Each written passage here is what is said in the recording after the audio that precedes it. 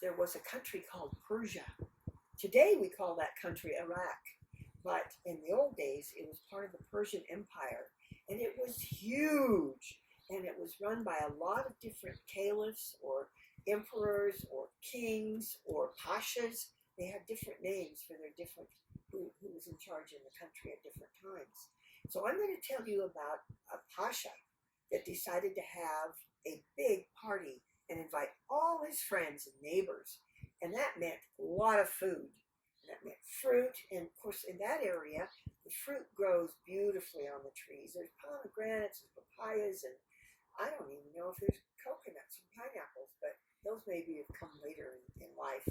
But there was a lot of fruit. Bananas, you can get bananas, you know. But he also decided he wanted meat. He wanted really good meat for this company. And in order to make really good meat, his cooks told him he needed to spread salt all over the meat and make it cook well in the ovens. So they were beginning to get ready for this party when they discovered they had no salt. Somebody had to go to the market and get salt, or the food would taste sort of bland. Yeah, not very good.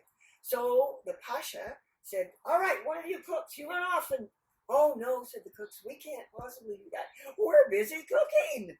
Can't you send someone else? So the pasha looked around his kingdom and he couldn't figure out anybody else to send.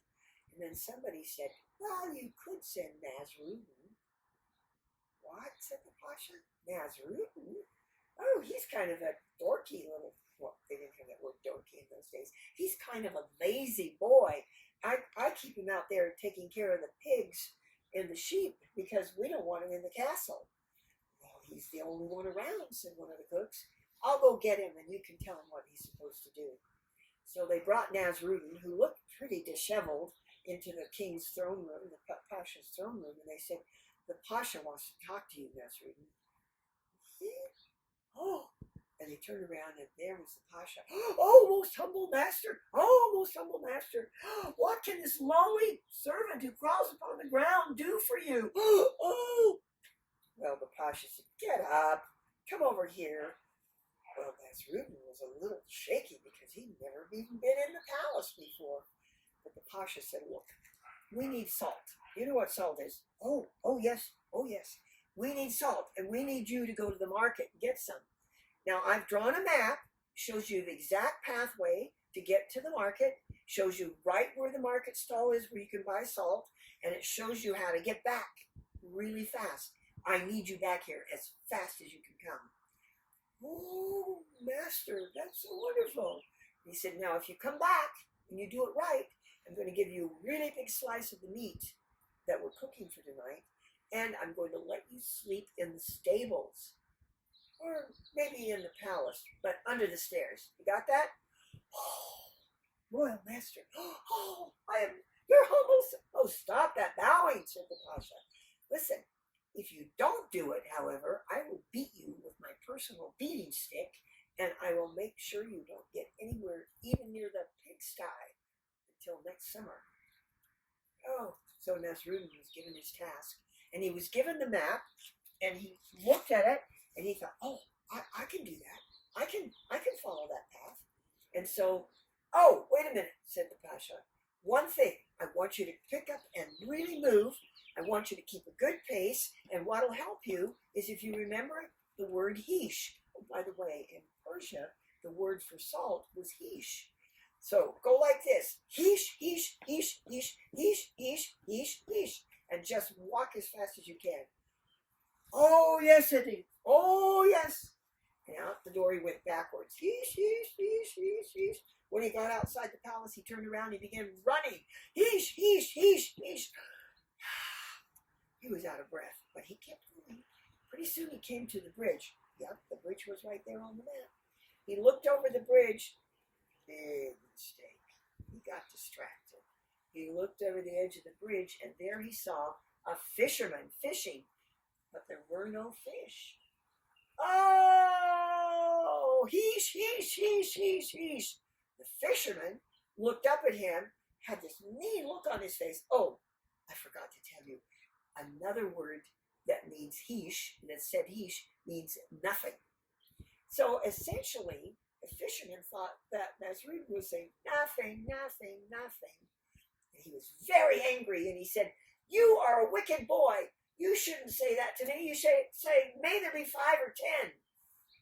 Oh, all right, said Nasrudin. And he leaned over the bridge again. He said, may there be 5 or 10. May there be 5 or 10. And then he backed off slowly and went across the bridge. May there be 5 or 10. May there be 5 or 10.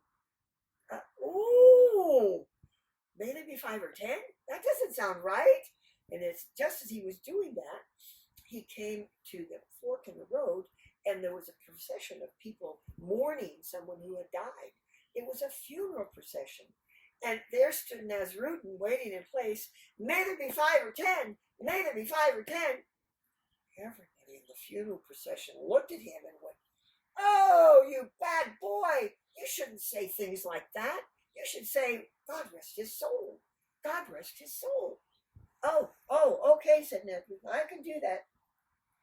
And he kept standing there, God rest his soul, God rest his soul, God rest his soul, until the funeral procession went by, and then Nasrudin went on his way, totally confused.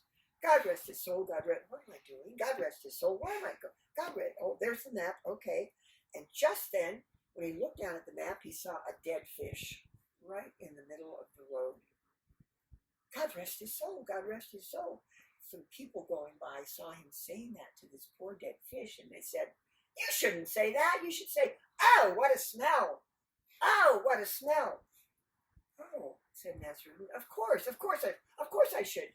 Oh, what a smell. Oh, what a smell. And he kept going on down the road. Oh, what a smell. Looking at his map. Oh, and he bumped right into the back of a bunch of beautiful ladies who were out for a stroll. And here he is. Oh, what a smell. Oh, what a smell. Oh. And they looked at him and they said, why, you insulting little bug. You shouldn't say things like that. You should say, oh, how lovely. Why, how nice. And then they begin to hit him with their parasols, which is another name for umbrella. And they can popping him on the head, and he's, oh no, like that. And he's going, oh, my, how lovely. My, how nice. My, how lovely. My, how nice. And they left him alone and went on down the road continued on their walk. Well, poor Nasrudin, he was beaten. He was so confused, and his head ached. And he came up upon 2 men who were fighting in the road, trying to keep themselves and their dogs apart. And he went, oh, how lovely! Oh, how nice! And the 2 men stopped fighting and looked at him. What did you? My, how lovely! My, how nice! Oh, said the 2 men, you shouldn't say something like that. You should say, please, good sir, stop fighting, good sir. Poor Nasrudin, he didn't know what he was supposed to say. But when the 2 of them started coming toward him with their dogs, he went, oh, please, good sir, stop fighting, good sir. Please, good sir, stop fighting, good sir. And ran down the road as fast as he could. Well, can you imagine how really, really, really confused you'd be? Oh, my word. And that's when he came across some dogs tearing each other apart and chewing on food that belonged to someone else. And he went, oh, please, good sir, stop fighting, good sir. And the people who owned the dogs looked at him and said, you shouldn't say that. You should say, get out, dogs, get out. And Nasrudin said, oh, okay, I'll say it. Get out, dogs, get out.